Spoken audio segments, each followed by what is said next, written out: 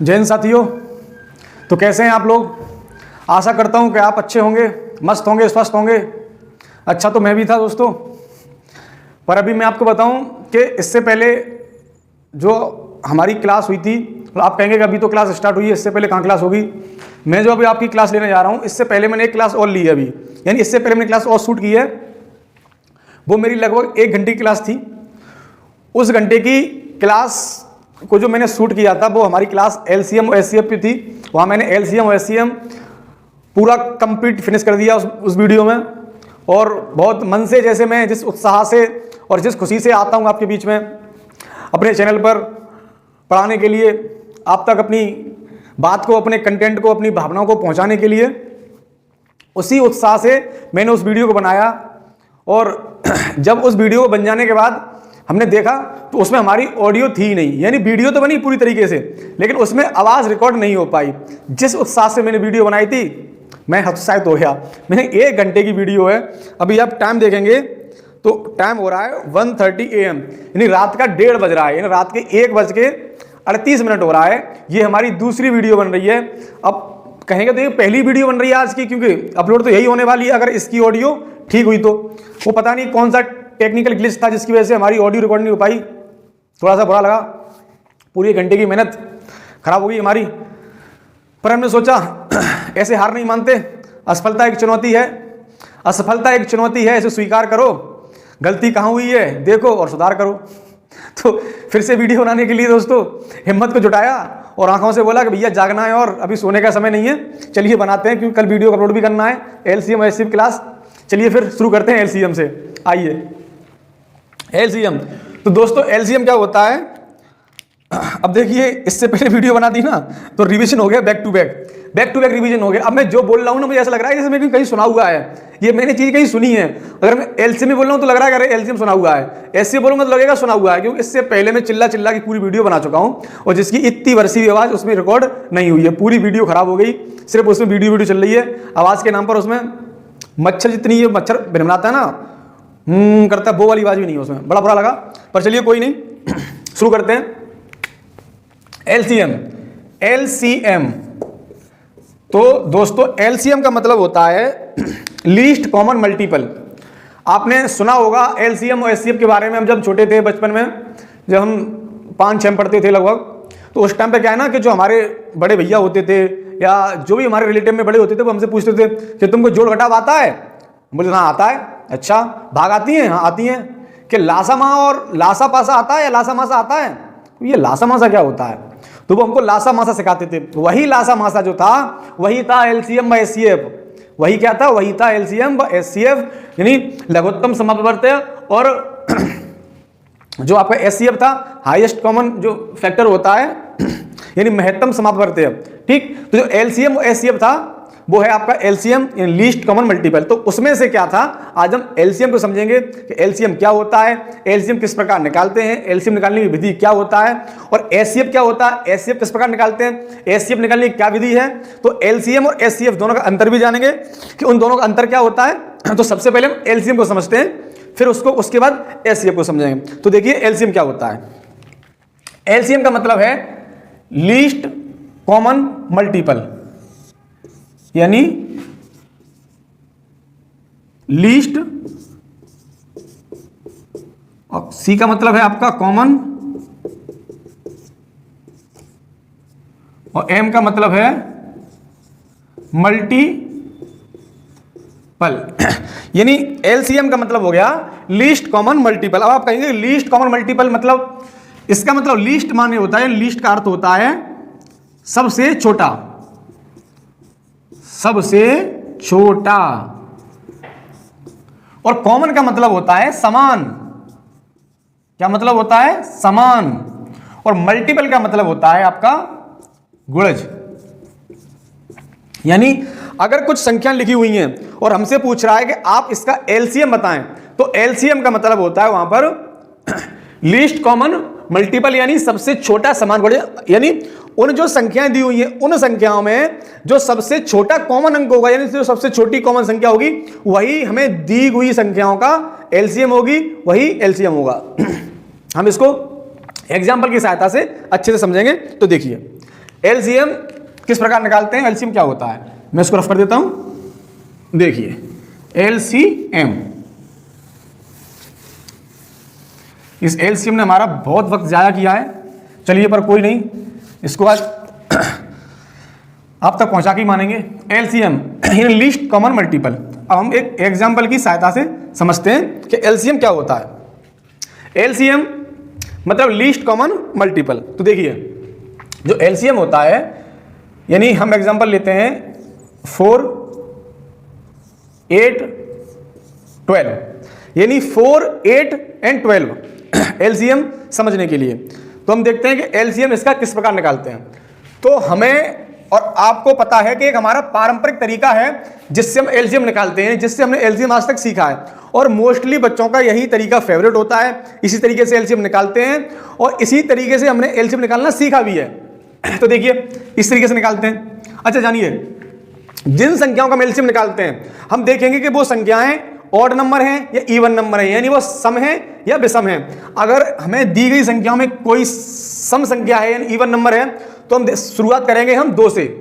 LCM निकालने की शुरुआत हम 2 से करेंगे, और यदि उनमें कोई सम संख्या नहीं है तो फिर हम 3, 5 यानी जो भी संख्या उसमें जिससे कट रही हो उससे शुरुआत करते हैं। तो पहले हम 2 से करेंगे शुरुआत इसकी।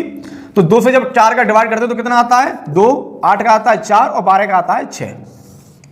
यानी फिर हम करेंगे 2 का 1 आएगा, 4 का 2 आएगा और 6 का आएगा 3। फिर करेंगे 2 से 1 का 1, 2 का 1 और 3 का 3। फिर करेंगे हम 3 से, तो 1 का 1, 1 का 1 और 3 एकन 3। यानी हमारा क्या निकल के आया, हमारा निकल के आया 2 2 जा 4, 4 2 जा 8 और 8 3 जा 12। यानी 12 हमारा क्या निकल के आया एलसीएम, यानी 4, 8, 12, यानी 4, 8, 12 का एलसीएम 12 होता है। यानी 4, 8 और जो 12 का एलसीएम होगा वो क्या होगा 12, यानी 12। अब आप कहेंगे कि इसका एलसीएम 12 ही क्यों हुआ, इसका एलसीएम 12 ही क्यों हुआ। तो देखिए समझते हैं कि इसका एलसीएम 12 ही क्यों हुआ। देखिए यानी हमारा जो क्वेश्चन था वो था 4, 8 एंड 12, इसका हमसे एलसीएम पूछा गया था। हमारा एलसीएम निकल के आया था, इसका आंसर हमारा था 12।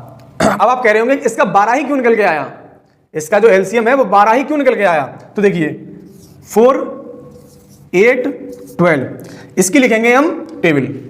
4, 4 2 जा 8, 12, 16, 20, 24, 28, 40, 16, 24, 32, 40, 48, 80, 12, 24, 36, 48, 60। अब देखिए हमें दिया गया था 4, 8, 12 यानी 4, 8, 12। हमसे पूछा गया था कि इसका एलसीएम बताइए। हमने इसका एलसीएम निकाला था, वो निकल के आया था 12। हमने आपसे कहा कि आप कैसे मान लें कि इसका आंसर 12 ही आएगा, और अगर आया है तो किस प्रकार आया है, ये इसका तरीका तुमने देखा था, लेकिन आया कहां से है। तो देखिए आप, हमने कहा था लीस्ट कॉमन मल्टीपल, यानी सबसे छोटा जो समान अंक होगा दी हुई संख्याओं में वही उसका एलसीएम होता है, यानी वही उसका कॉमन मल्टीपल होता है। तो आप देखिए कि इस 4 में और 8 में और 12 में कौन सा ऐसा अंक है, यानी कौन सा ऐसा अंक है जो आपका सबसे छोटा अंक है, यानी सबसे छोटा कॉमन है इसमें। देखिए तो आप कहेंगे कि इसमें जो सबसे छोटा कॉमन है वो क्या कॉमन होगा, 4 इसमें नहीं है, इसमें 8 है, इसमें 8 है, इसमें 8 नहीं है, इसमें 12 है, इसमें 12 नहीं है, पर इसमें 12 है, इसमें 16 है, इसमें 16 है, इसमें 16 नहीं है, इसमें 20, इसमें 20 नहीं, इसमें 24 है। आप कहेंगे हाँ इसमें 24 है सर, इसमें 24 है, आप कहेंगे इसमें 24 है सर, और इसमें 24 है, हाँ आप कहेंगे इसमें 24 है। यानी इसका जो एलसीएम है वो क्या आया, इसका एलसीएम निकल के आया जो 24, यानी इसका जो लीस्ट कॉमन मल्टीपल है, यानी 4, 8 और 12 का वो कितना है 24, यानी इसका 24 निकल के आया है। इस तरीके से देखा जाए तो यानी हमने यहाँ पर हमने टेबल लिखी 4 की, 8 की, 12 की। इसका मतलब तो ये होता है कि लीस्ट कॉमन मल्टीपल हमें यहाँ से ढूंढना था। हमने ढूंढा कि सर इसमें तो 24 आ रहा है, इसमें 24 आ रहा है, इसमें 24 आ रहा है, यानी इसमें कहीं भी 12 नहीं है। 12 यहाँ पर तो है, 12 यहाँ पर है, लेकिन 12 यहाँ नहीं आ रहा सर। फिर हमारा ये 12 निकल के क्यों आया था? क्या हमारा गलत निकल के आया है? ये हो सकता है गलत निकल के आया हो। यानी हमारा जो जड़ है, यानी हमारी रूट है इसकी, जहां से ये निकल के आता है वो हम यहीं से तो रखते हैं इसको देख के। ये हमारा निकल के आया, हमने कहा, हमने मान लिया ये सही है हमारा, लेकिन यदि हम अपनी रूट को चेक करें, यानी हमने अपनी जड़ को चेक करें, तो उसमें तो ऐसा कोई निकल के नहीं आ रहा। यानी यहां तो 12 है, यहां भी 12 है, लेकिन यहां पर कोई 12 नहीं है, यानी यहां पर 12 नहीं है। जब यहां पर 12 नहीं है तो फिर हमारा 12 कैसे निकल के आया? इसका मतलब यह है कि हमारा आंसर गलत निकल के आया था। हमने क्रॉस चेक किया नहीं किया, यानी हमारा आंसर गलत निकल के आया था। तो आप कहेंगे सर सही आंसर क्या है फिर? तो देखिए हमारा इस तरीके से क्या निकल के आया था? 24। तो अब आप कहेंगे कि सर क्या उस पारंपरिक तरीके से आंसर गलत निकल के आता है? मैं कहूंगा जी नहीं, उस तरीके से आंसर गलत निकल के नहीं आता है। अब आपको क्रॉस चेक करने के लिए मैंने बताया था कि इसका आंसर 12 है, लेकिन अगर हम देखेंगे कि इसका आंसर क्या निकल के आएगा, तो अब हम इसको पारंपरिक तरीके से करके देखते हैं। क्या था हमारा क्वेश्चन? हमारा क्वेश्चन था 4, 8 और 12। अब हम इसको सॉल्व करेंगे। देखिए इसको जब 2 से डिवाइड करेंगे तो 2, 4, 6, 1, 2, 3, 1, 1, 3। इसका करेंगे तो 1, 1, 1। अब देखिए आप, ये होता है आपका 2 दूनी 4, 4 दूनी 8 और 8 का 8, 8 दूनी 16, 8 दिया 24। ये निकल के आया आपका 24। यानी हमारे पारंपरिक तरीके से जो आंसर निकल के आता है वही आंसर यहां आना चाहिए, तो हमारा सवाल सही है, यानी हमने एलसीएम सही निकाला है। यदि आपसे कभी भी कोई पूछता है कि यदि आप इस तरीके से जो सवाल निकाल रहे हैं, इस तरीके से आपका आंसर आया है, हम कैसे मान लें कि आपका आंसर सही है, तो आप उसको क्रॉस चेक कराने के लिए ये तरीका दिखा सकते हैं कि भैया ये इसकी रूट है, यहां से लीस्ट कॉमन निकालते हैं, हम संख्याओं में देखते हैं, इनके मल्टीपल में चेक करते हैं कि कौन सा मल्टीपल इनका लीस्ट कॉमन, यानी कौन सा मल्टीपल सबसे छोटा मल्टीपल है। तो ये इसका रूट होता है, ये इसके निकालने का तरीका होता है। यानी तो 4, 8, 12 का जो मल्टीपल जो एलसीएम निकल के आएगा वो कितना आएगा? 24। आई होप आपको अच्छे से समझ में आया होगा मैं क्या कहना चाह रहा था और क्या तरीका है एलसीएम का। आप अच्छे से समझ गए होंगे कि एलसीएम किस तरीके से निकालते हैं, एलसीएम क्या होता है। हम एक एग्जांपल की मदद से और समझते हैं एलसीएम के बारे में, फिर उसके बाद हम एचसीएफ की तरफ चलेंगे। देखिए एक एग्जांपल और देखते हैं एलसीएम का।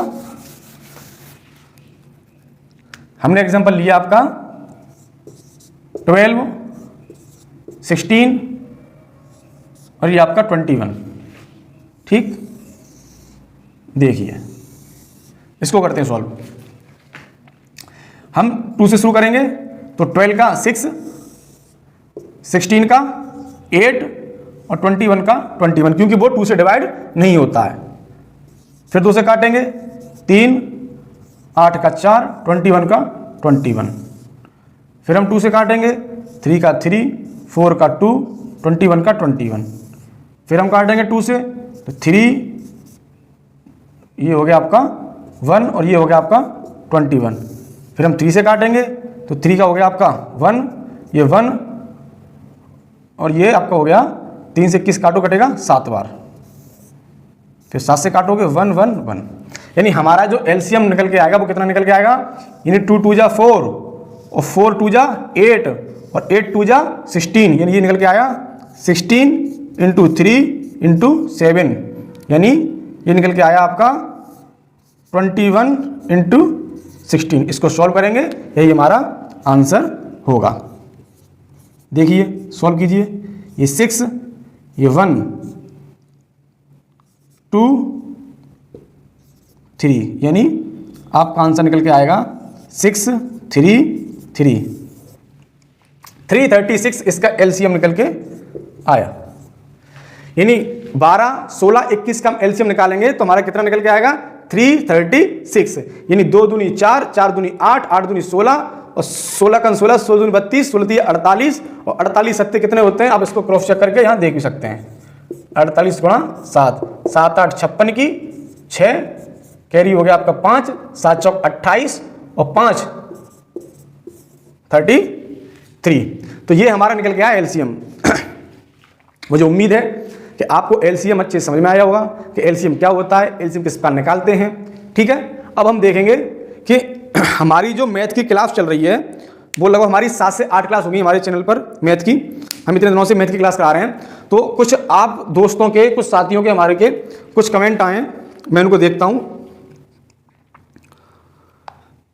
देखिए, ये एक भैया कमेंट कर रहे हैं, बोल रहे हैं कि सर जी क्या मैथ की क्लास ही कराओगे या कोई और विषय भी पढ़ाओगे? तो भैया मैथ भी पढ़ाएंगे और ह्यूमैनिटी के जो सब्जेक्ट होते हैं, यानी आपका हिस्ट्री हुआ, पॉलिटी हुआ, ज्योग्राफी हुआ, वही पढ़ाएंगे। रीजनिंग भी पढ़ाएंगे, साइंस में फिजिक्स, केमिस्ट्री, बायोलॉजी भी पढ़ाएंगे। यानी हम आपको सारे विषय अपने इस चैनल पर पढ़ाएंगे। बाकी हमें एक विषय शुरुआत करनी थी तो हमने एलसीएम शुरुआत कर ली, मतलब सॉरी, हमने शुरुआत करी तो हमने मैथ से शुरुआत कर ली। अब आप सजेस्ट कीजिए कि आपको इसके बाद कौन सा विषय पढ़ना है। अगर आपको हिस्ट्री पढ़नी है तो हम गणित के बाद यानी मैथ के बाद हिस्ट्री स्टार्ट कर देंगे। आपको पॉलिटी पढ़नी है तो हम पॉलिटी स्टार्ट कर देंगे। आप हमें कमेंट सेक्शन में बता सकते हैं, अपना सजेस्ट कर सकते हैं कि हमें इसके आगे क्या पढ़ाना चाहिए। देखिए, या तो हम शेड्यूल बना लेंगे कि हफ्ते में 2 दिन मैथ, 2 दिन जीएस और 2 दिन करंट अफेयर, ठीक। या फिर पहले एक टॉपिक खत्म करके चलेंगे, फिर दूसरा टॉपिक लेंगे, ठीक। या फिर पूरा एक सब्जेक्ट फिनिश कर देंगे, उसके बाद नया सब्जेक्ट लेंगे। आप जैसा बताएंगे और आप जैसा सजेस्ट करेंगे हमको कमेंट में, हम उसी प्रकार से अपना शेड्यूल बनाएंगे और आप हमें बताएं तो उसी प्रकार से फिर हमारी क्लास चला करेंगी। तो दोस्तों, मैं सोच रहा था इस क्लास में आपको एलसीएम व एचसीएफ फुल कंप्लीट करा देता, लेकिन इससे पहले मैं क्लास ले चुका हूँ एलसीएम एचसीएफ की। वो मैंने बताया था आपको कि टेक्निकल ग्लिच के कारण क्या है कि उसमें ऑडियो रिकॉर्ड नहीं हो पाई है, सिर्फ वीडियो बनी है और समय भी बहुत हो रहा है। तो फिर आज हम अपनी क्लास को एलसीएम तक ही सीमित रखते हैं। इसके बाद जो एचसीएफ की क्लास है वो नेक्स्ट क्लास में कवर करेंगे। तो दोस्तों, आज के लिए बस इतना ही। मिलते हैं अगली क्लास में, तब तक के लिए नमस्कार, धन्यवाद, अपना ध्यान रखिए और पढ़ते रहिए मन लगा के। जय हिंद, जय भारत।